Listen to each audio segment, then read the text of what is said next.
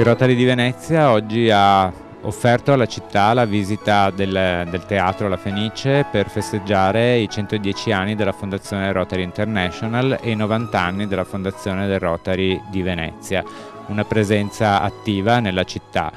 Qui abbiamo rappresentanti dell'associazione giovanile del Rotary, il Rotaract.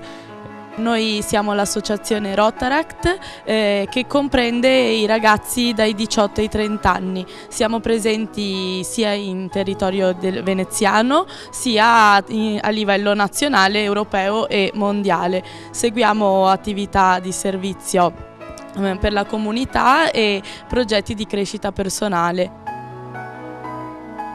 Il nostro club particolarmente qua a Venezia è impegnato a livello sociale, quest'anno abbiamo partecipato anche noi al servizio distrettuale Blood is Life donando il sangue all'Avis e abbiamo aiutato la Casa Santa Maria della Pietà.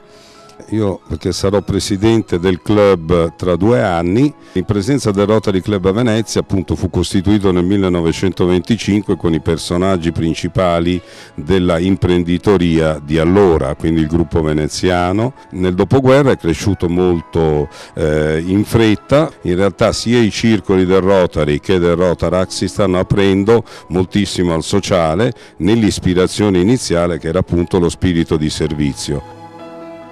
Numerosi incontri con le istituzioni culturali veneziane, dalla Biennale alla Fenice che oggi ci ospita. Sono venute anche famiglie, sono venuti altri che abbiamo offerto questa visita al teatro e quindi è uno spirito molto aperto per sostenere sia chi ha più bisogno e sia soprattutto per fare una funzione di apertura culturale anche nel campo sociale più allargato.